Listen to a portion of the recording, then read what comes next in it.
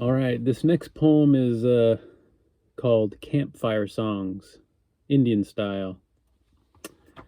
It kind of surfaced on my phone uh, almost accidentally, but once I saw it and reread it, uh, I would say in a very happy way. I wrote this poem about 4 years ago um, in my girlfriend and I's little shotgun apartment back in New Orleans. You know, I had just moved there, and Standing Rock was kind of, I guess you would say, winding down. The camps were dismantled, and folks were returning home, scattering, traveling other places, regrouping, sharing visions of where they were going to go next or where things were going to go next. But I think we were all still feeling the kind of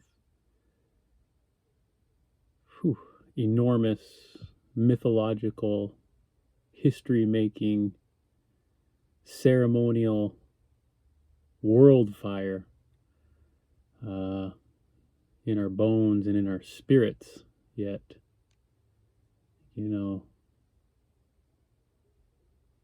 it was just so alive in so many of us, and still too alive to do anything but just continue to stand in the presence of, I guess. I actually wrote, I think, my way of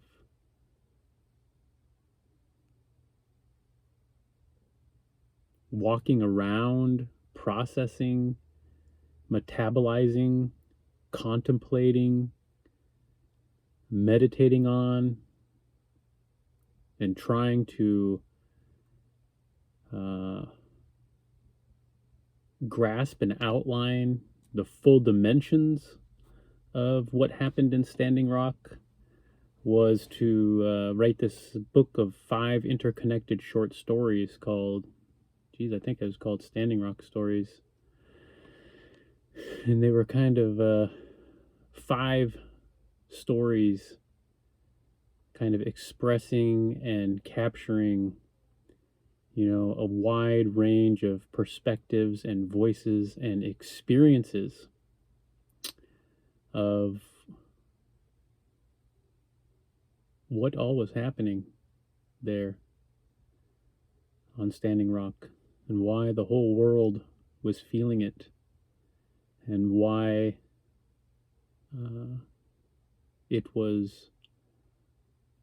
rapidly turned into a truly transformational event on so many levels for so many people, and so many people. And it really was an utterly powerful expression of, I want to say, the true story of what Mother Earth wants us all to live with, the matter and the souls of our lives, you know, wherever we find ourselves, and whatever the circumstances of our lives are. I felt, you know, Standing Rock communicated where we are mythologically, socioculturally, and spiritually located as people, and kind of illuminated our location in the narrative of her story. And such sights, even if only glimpsed, are incredibly empowering for helping us to know what to do next, where to apply ourselves, and where to direct ourselves when we feel moved or inspired or compelled to become a deeper part of things in our communities, in our families, to become more deeply involved in our own healing, in our tribes, kind of cultural revitalization. You know, Standing Rock kind of delivered an utterly powerful vision to many of us that I think is proving and is going to prove essential to our lives. And we're still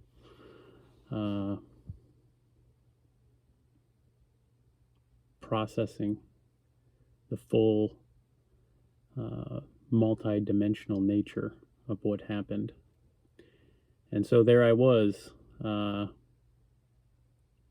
with my laptop open, my girlfriend giving a ghost tour in the French Quarter in New Orleans, and this little thing popped up, and I wrote a poem about it.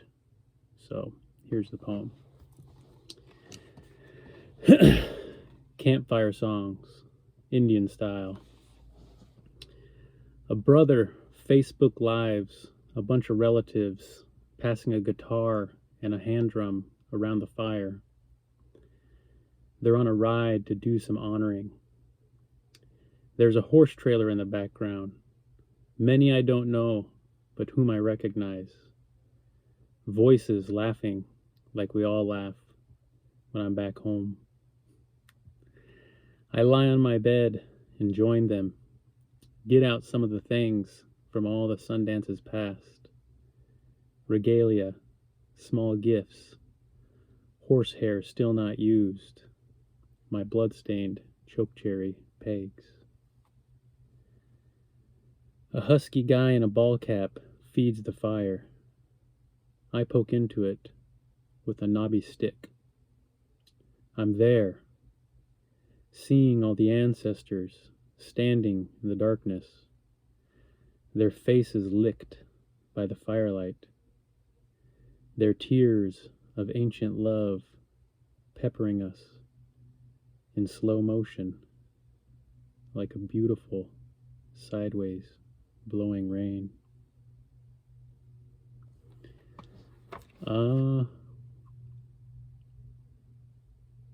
I wrote that poem because there was still so much to be felt in all the moments that were slowly passing and slowly happening in the aftermath of, like I said, for many, a lifetime defining event.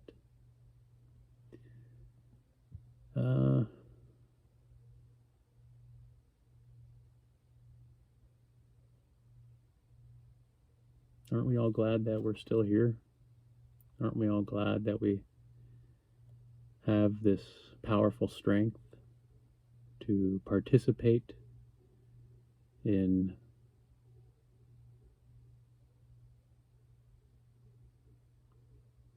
Indigenous reality as we know it, as our tribes know it, as our ancestors know it, and as just so many human beings today intuitively more and more are coming to know it?